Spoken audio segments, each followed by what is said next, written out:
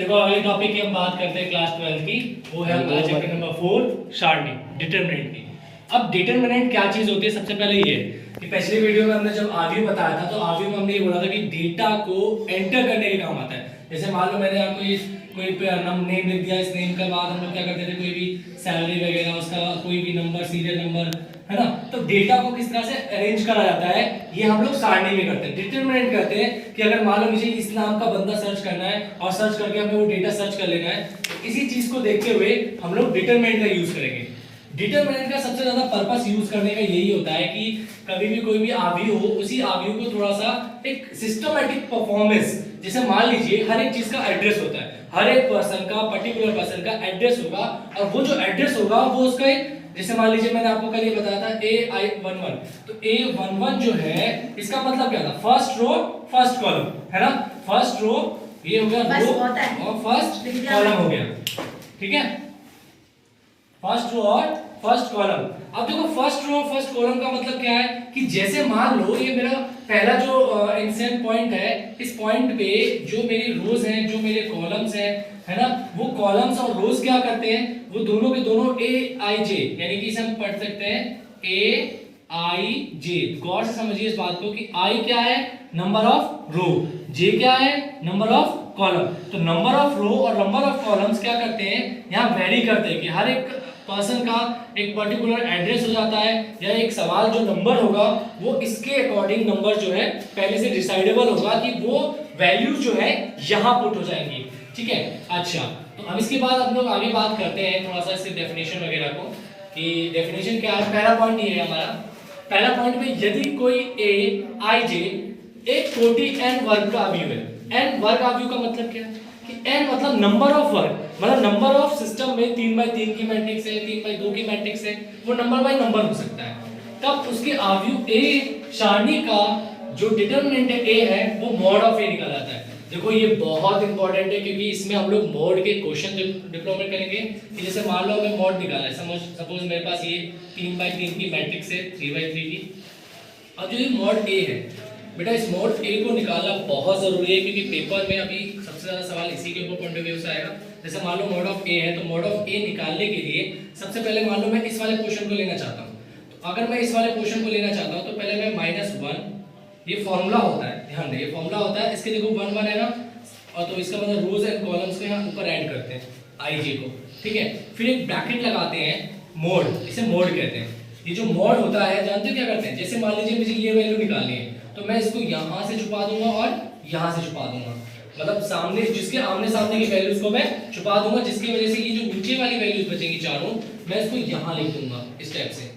तो ये फॉर्मूला मैं बना रहा हूँ एक साथ, ध्यान से समझिएगा, ये फॉर्मूला बन रहा है साथ के साथ, और A33 ये फॉर्मूला बन गया। देन क्या करना है, यहाँ एक प्लस लगाना है। अच्छा एक बात और समझो कि अगर फर्स्ट वैल्यू को अगर आप प्लस लेते हो, सपोज अगर आप प्लस लेते हो, तो जो सेकंड वैल्यू होगी उसको आप माइनस लोगे, जो आप थर्ड लोगे उसको आप प्लस।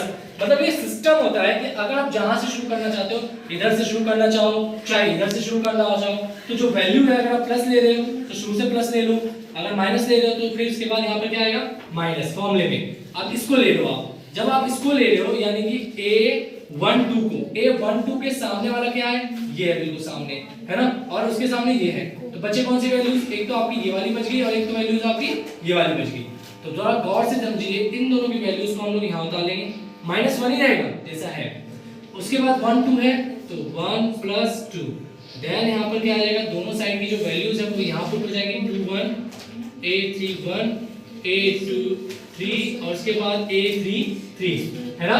अब इसके बाद क्या देखो, यहाँ प्लस है तो यहाँ क्या आ जाएगा, प्लस आ जाएगा प्लस।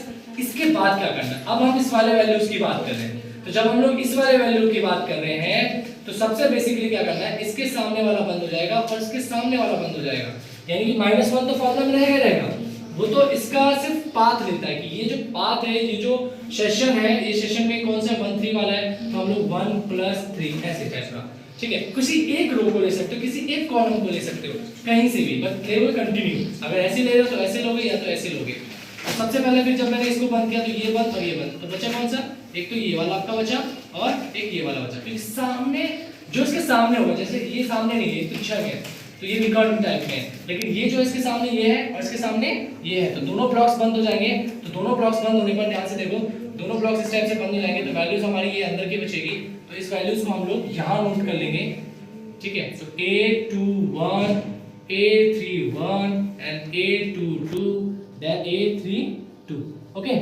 सो इस तरह से हम लोग को फॉर्मूले को यूज करना है और डिटरमिनेंट के काफी सारे क्वेश्चन को सॉल्व करना है। अब बोलोगे सर अब इसे कैसे सॉल्व करेंगे? मान लीजिए आपने चार ब्लॉक्स बना दिए, पहले 3x3 की मैट्रिक्स से आपने ये वाला सेक्शन लिया था, आपने ये वैल्यूज जो निकाल दिया यहाँ पर। इस वैल्यू को आप सॉल्व कैसे करोगे? सबसे बेसिकली ये है। अब इस वैल्यू को सॉल्व करने के लिए सबसे पहले क्या करेंगे कि जैसे ये वाली चीज है, ये वाला पोर्शन है, इस पोर्शन को सॉल्व करने के लिए सबसे पहले क्या करेंगे, इसकी इधर मल्टीप्लाई कर देंगे और इसकी इधर मल्टीप्लाई करेंगे। जब हम लोग क्वेश्चंस करेंगे वहां मैं आपको और डीपली समझा देता हूँ। फिलहाल मैं आपको एक बार दिखा भी देता हूँ कैसे करते हैं। देखिए मान लीजिए मेरे पास ये चीज़ है, यहाँ पर A22 A23 है मेरे पास, A32 है और A33 है, ठीक है। अब देखो सॉल्व कैसे करना है। इधर की मल्टीप्लाई इसमें हो जाएगी, मतलब यहाँ कोई भी नंबर्स हुआ उसकी मल्टीप्लाई इस वाले नंबर के साथ करना है, यानी कि A22 इंटू A33, है ना, ये तो चीज़ है। अब उसके बाद देखिए जब मैं इधर करूंगा तो इधर करने के लिए मुझे क्या लगाना पड़ेगा, यहाँ पर माइनस लगाना पड़ेगा। तो A32 और A23 इस टाइप से, ठीक है। बस यही हमें चीज को मेथड को यूज करना है। आप बोलोगे सर इसका क्या होगा? ध्यान से देखो -1 है, ठीक है, और 1 + 1 कितना हो गया 2। तो 1 का स्क्वायर क्या होता है? कोई भी स्क्वायर हो उसकी वैल्यू जो होती है अंदर की वो क्या निकलती है? प्लस की निकलती है, जिसकी वजह से वैल्यू क्या आ गई यहाँ पर +1 मल्टीप्लाई। तो सेम करेंगे तो चीजें वही रहेगी, ज्यादा रिलेटिव। इसके बाद हम इसके कुछ प्रॉपर्टीज के बारे में डिस्कस करेंगे।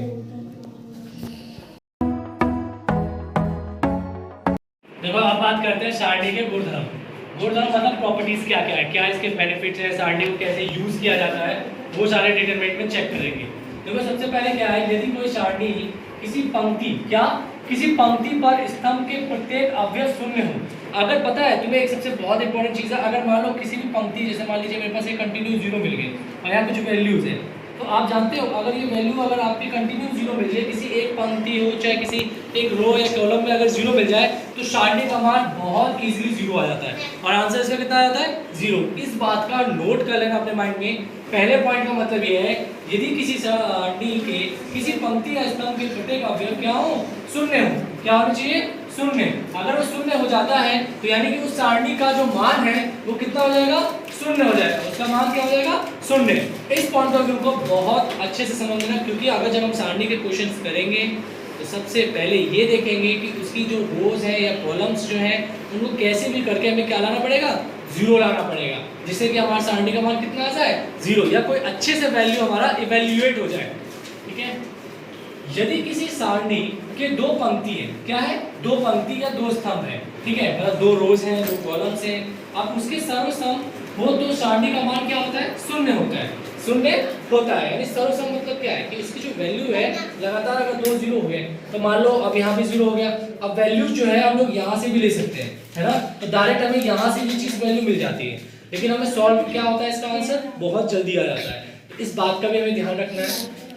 पॉइंट नंबर 3 बहुत इंपॉर्टेंट है, ध्यान से देखना है एक बार एक पॉइंट को। किसी सारणी कि किसी पंक्ति अथवा किसी स्तंभ, अब वो सारणी है मेरे पास। सारणी कैसे होती है सर? एक मोड में होता है और मोड में सर 1 1 होता है, 1 2 होता है, 2 1 होता है, 2 2 होता है। तो ये मोड में जो चीज़ लिखी जाती है उसे ही हम लोग सारणी कहते हैं, सबसे मेन बात। और उसके बाद स्तंभ के अवयव किसी समान यानी समान राशि के गुण का, यानी कि गुण जब गुणा जाए तो उसका गुणांक जो है उसकी संख्या पर m × n गुणा हो।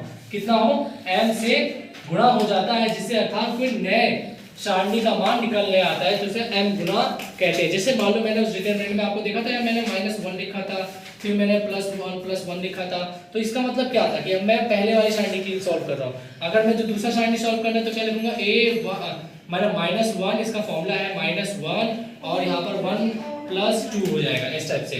ऐसी क्या है इसमें निकालेंगे तो हम लोग क्या निकालेंगे? -1 2 1 है ना, तो 2 + 1। ऐसे क्या होता है इसे सॉल्व करने से? देखो बहुत फायदे हैं। एक तो नेगेटिव और पॉजिटिव वैल्यू मिलती है इससे। कैसे? देखो 2 1 3, यानी कि -1 की पावर क्या है? 3 है ना। अब किसी का 3 पावर हो, किसी की पावर 3 हो तो उसकी -1 वैल्यू क्या आएगी? -1 ही आएगी, है ना। अगर ये -1 की वैल्यू पावर 2 होती तो कितनी आती? +1 आता।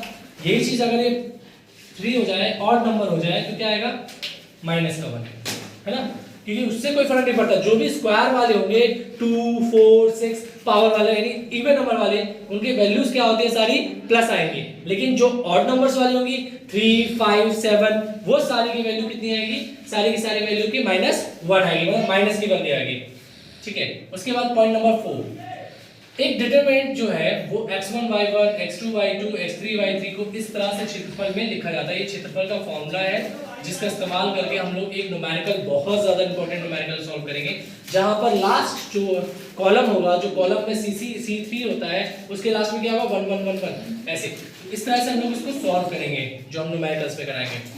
पॉइंट नंबर 5, यदि किसी सारणी के अवयव I j यानी कि इस अवयव के सहगुणक क्या होते हैं, -1 प्लस i प्लस j, देखो तो मैंने ये दिखाया i प्लस j, तो ये पहला वाला हमारा क्या होता है, इसमें i होता है, और दूसरा वाला क्या होता है हमारे पास j होता है। तो वही बोल रहा है i प्लस j इनटू इसका उप सारणी, ये है उप सारणी यानी छोटे क्रम पे, यानी सारणी क्या होता है 3x3 की मैट्रिक्स से भी ज्यादा हो सकता है, 3 भी हो सकता है, बट उप सारणी का मतलब ये होता है कि सिर्फ उसमें 2 ही एलिमेंट्स यानी 2x2 की ही मैट्रिक्स उसमें वेरी कर सकती है और कोई नहीं। दूसरी चीज क्या है पॉइंट नंबर 5 पे कि आव्यूह ए व्युत्क्रम आव्यूह है। ए व्युत्क्रम का मतलब क्या है, ए इनवर्स। ए इनवर्स हमने पहले भी बताया था कि ए इनवर्स जो है वेरी वेरी इंपॉर्टेंट, और इस पे हम भी एक न्यूमेरिकल करेंगे जो कि हमारा बोर्ड निकालने में सहायता करेगा। ए इनवर्स कैसे होता है, मान लीजिए 1/a है, अब मुझे इसे सही तरीके से लिखना है तो कैसे लिख सकता हूँ, ए इनवर्स, यानी कि अगर मैं इसे ऊपर लिखूंगा तो बॉटम के जैसे मैं ऊपर लिखूंगा तो इसकी वैल्यू क्या लिखूंगा -1, यानी कि कोई भी वैल्यू हो अगर वो बॉटम में है, नीचे है, अगर उसको ऊपर लिखा जाए तो क्या आएगा -1 आएगा ऊपर पावर के रूप में, जिससे कि हमें ये पता चलेगा हाँ ये बॉटम में चीज थी, इसी चीज को हमने सही तरीके से यानी ऊपर वाले लेवल पर लिख दिया गया है। लास्ट नॉट अ लिस्ट, उसके बाद हमारा आव्यूह व्युत्क्रमणीय यानी आव्यूह निकालना है, जिसमें हम लोग का मोड जो होता है वो 0 होता है वैल्यू ऑफ, और इसकी वैल्यू अगर हमारे 0 के बराबर आ जाती है तो हमारा आंसर क्या हो जाता है, अव्युत्क्रमणीय अवयव होता है, ठीक है। अव्युत्क्रमणीय अवयव तो हमें समझ में आ गया। अगर वो नॉट इक्वल टू 0 यानी 0 के बराबर नहीं आता है तो वो व्युत्क्रमणीय अवयव है। पेपर में आता है कि इस मैट्रिक्स का, इस सारणी का, इस डिटरमिनेंट का हमें क्या निकालना है, व्युत्क्रमणीय अवयव निकालना है कि अनुत्क्रमणीय अवयव निकालना है। तो इस तरह से हम निकाल सकते हैं, अगर नॉट इक्वल टू हुआ तो व्युत्क्रमणीय होगा, अगर इक्वल टू हुआ तो अव्युत्क्रमणीय होगा। तो ये बहुत इंपॉर्टेंट है, इसके गुणधर्म है, केवल इन्हीं पे हम लोग न्यूमेरिकल।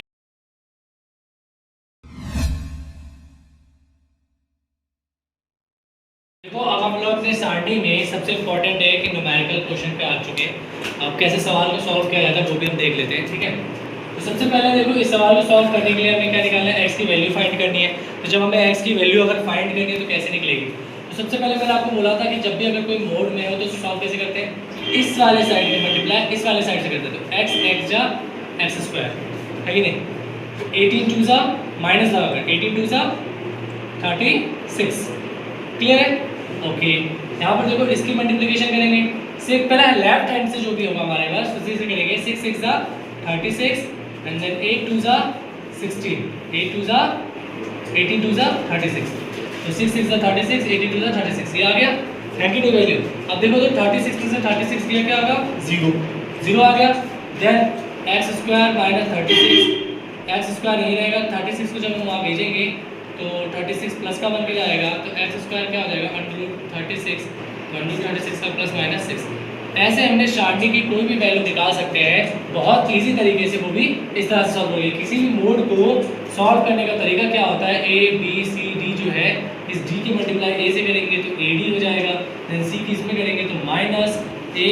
आप बोलोगे सर इस मोड का क्या होगा, वो बेटा मोड हट जाता है जब हम लोग ये वाला फॉर्मेट यूज़ करते हैं। ये जो फॉर्मेट है हमारे पास, जब इस फॉर्मेट का हम लोग यूज़ करते हैं तो इस यूज़ करते समय ये चीज़ हट जाती है। फिर आगे न्यूमेरिकल देखते हैं।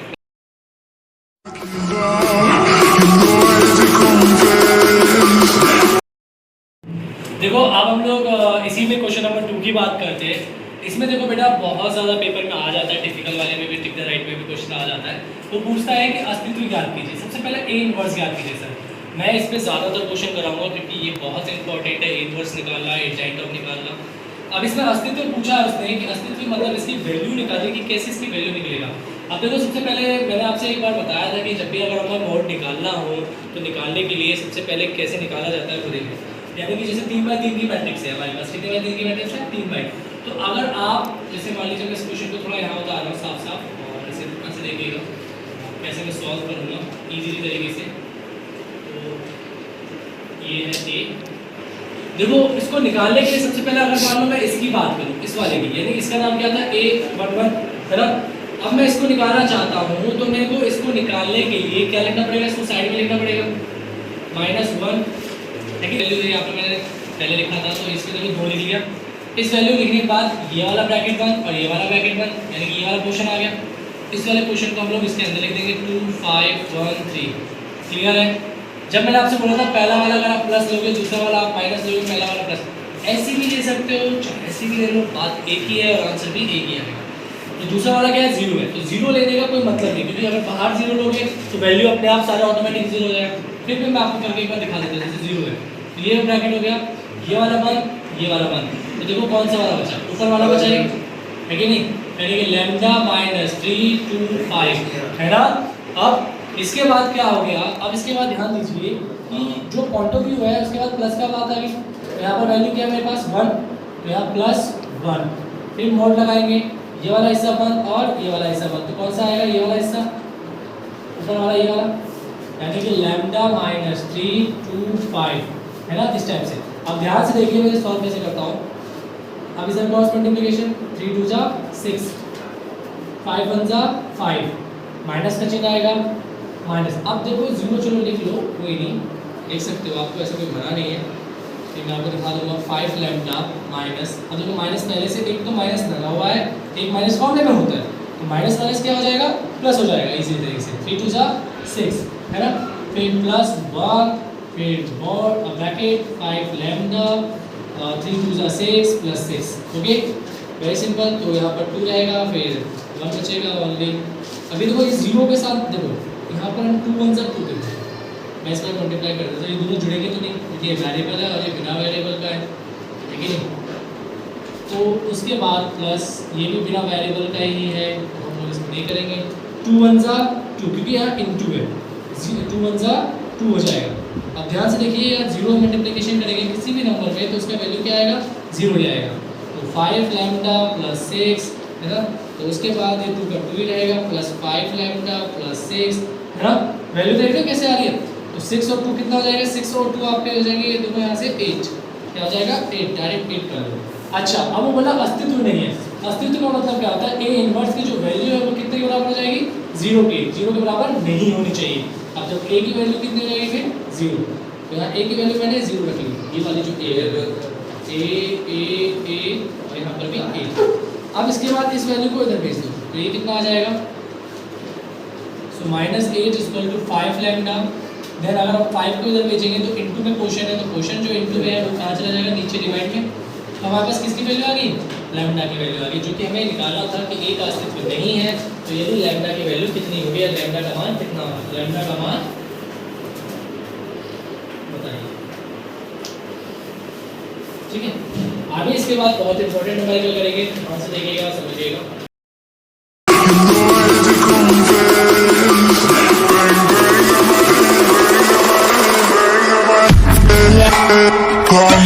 देखिए अब ये बहुत इंपॉर्टेंट सवाल है, बहुत ज़्यादा इंपॉर्टेंट, क्योंकि ये जो क्वेश्चन है इसमें हम लोग 3 चीज़ें निकालेंगे और तीनों चीज़ को इसी वीडियो में हम लोग सीख लेंगे कि कैसे सवाल को सॉल्व किया जाए, ठीक है। थोड़ा बड़ा सवाल होगा, थोड़ा लेंथी होगा, बड़े आराम से देखना, बहुत ईजी तरीके से समझाऊंगा कैसे आसानी से निकाल सकता है। आपको सबसे पहले देखो इसमें एडजॉइंट निकालना पड़ेगा, मोड ऑफ ए निकालना पड़ेगा, फिर ए इनवर्स निकालना पड़ेगा। देखो आइडेंटिटी भी है इसमें, यानी कि 3 से 4 चीज़ें आपको इसमें सारी निकालनी होगी। तो ध्यान से देखो, सबसे पहले हम लोग मोड ऑफ ए निकाल लेते हैं कि मोड ऑफ ए निकाला कैसे जाता है। किसी चीज़ के अंदर अगर मोड रखा है, जैसे मान लो ब्रैकेट में, ध्यान से देखिए ब्रैकेट है, अब इसे मैं मोड में रख रहा हूँ, पहले 1 3 3 1 4 3 1 3 4 है ना, ये मोड में अभी फिलहाल। अब ध्यान से देखिए मोड निकालने का क्या तरीका था, मैंने आपको बताया था कि अगर किसी मोड को निकालना तो सबसे पहले आप इसकी वैल्यू ये वाला ले लो, प्लस फिर माइनस फिर प्लस, तो ये वाली वैल्यू अगर आप ले रहे हो तो इसके बाद मोड में क्या आएगा, ये चारों चीज़ आएंगी, 4 3 3 4 हो गया ना। उसके बाद देखिए आप माइनस आ गया तो -1 ले लेंगे, देन यहाँ पर ये वाली चीज़ बंद कर देंगे, ये वाली बंद कर देंगे, तो हमें कौन सा कॉम्प्लीमेंट मिल जाएगा 3 3 और उसके बाद 3 4 है ना। देन यहाँ प्लस के हो जाएगा +1, तो उसके बाद ये 1 और ये 1, तो ये वाला क्रॉस हो जाएगा, ऊपर के मिलेंगे सारे सर्कल 3 3 4 3, ठीक है।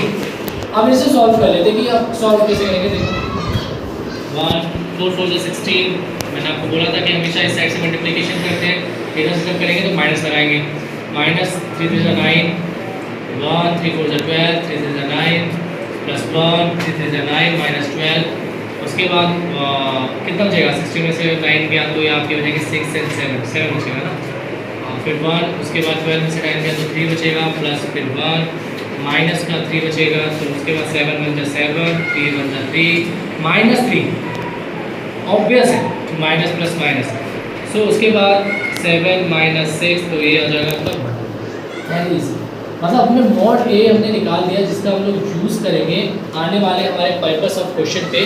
इसके बाद हम बात करने जा रहे हैं कि अभी चलो हमारे पास मॉड ऑफ ए तो आ गया, ध्यान रहे इस मॉड ऑफ ए का इस्तेमाल हम लोग जरूर करेंगे क्वेश्चन में, जहाँ पर हमें इस्तेमाल करना पड़ेगा फॉर्मूले का, ठीक है।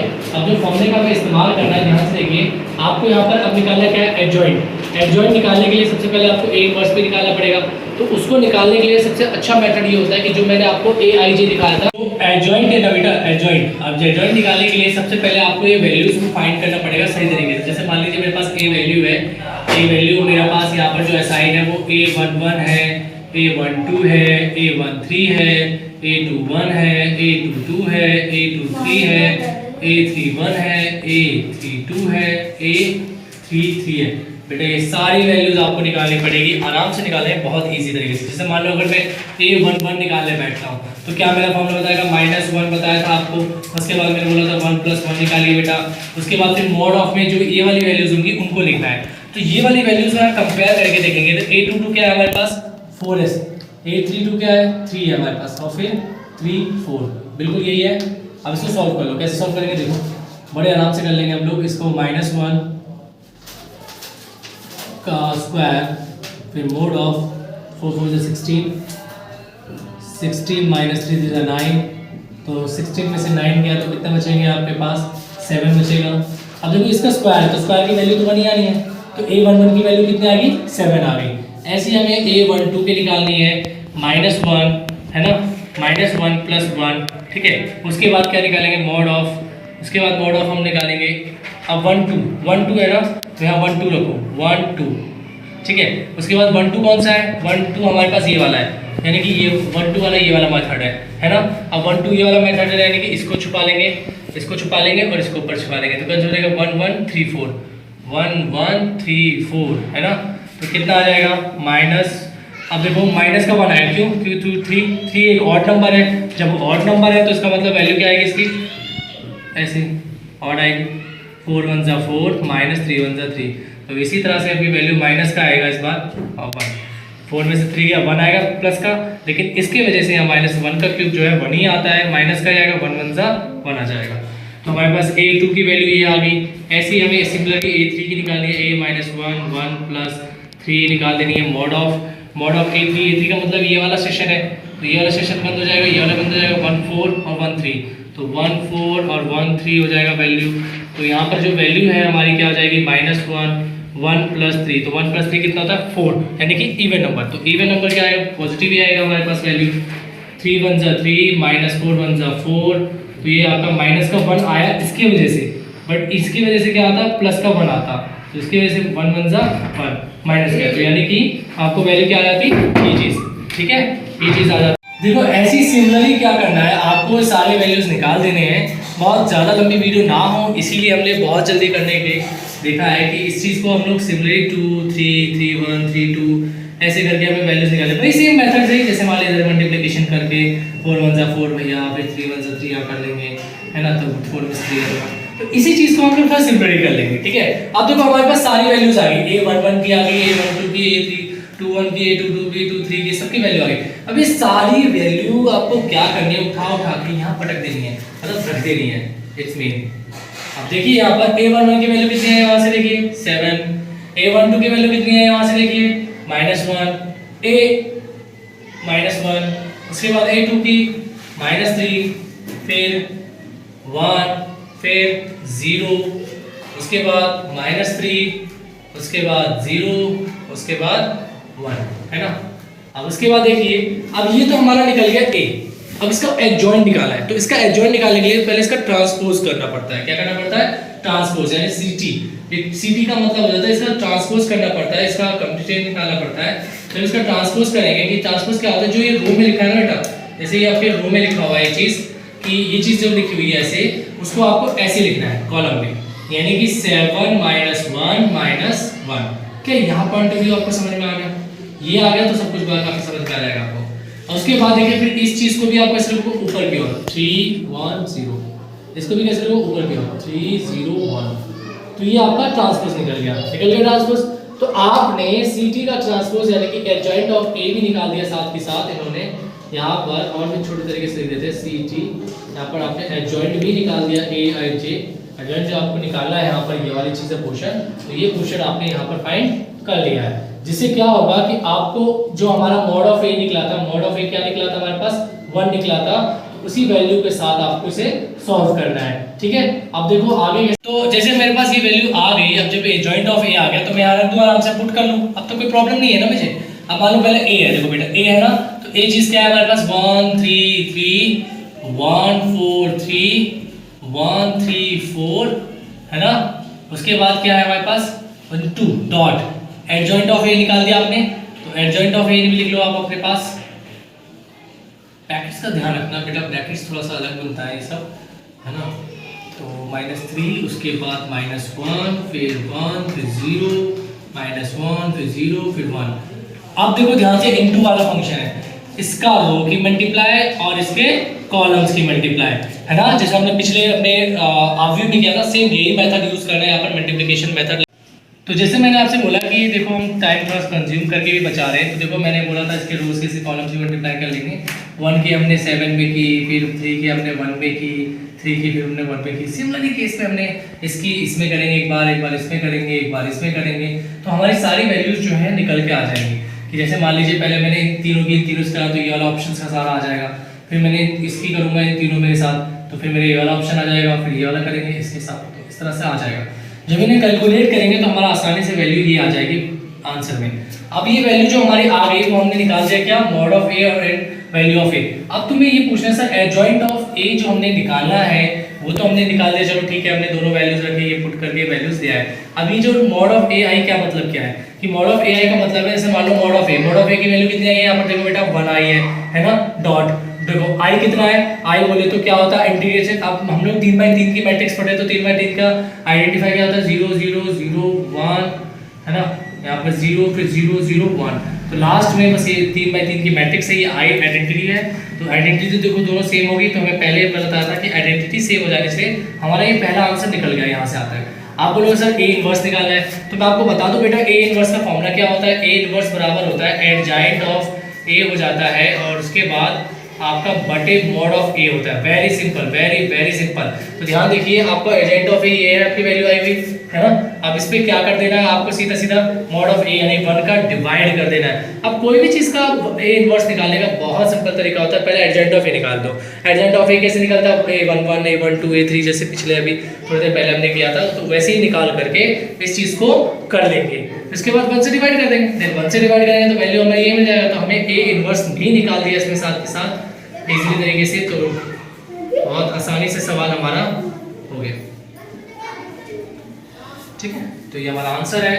इसी तरह से ये बहुत इंपॉर्टेंट स्टार्टिंग का चैप्टर था, तो प्लीज आप इस चैप्टर को अच्छे से नोटिस करें, और भी क्वेश्चंस जो ज़्यादातर पेपर में आते हैं वो भी हम कराएंगे, और प्लीज लाइक और सब्सक्राइब करिए और इसे शेयर कीजिए।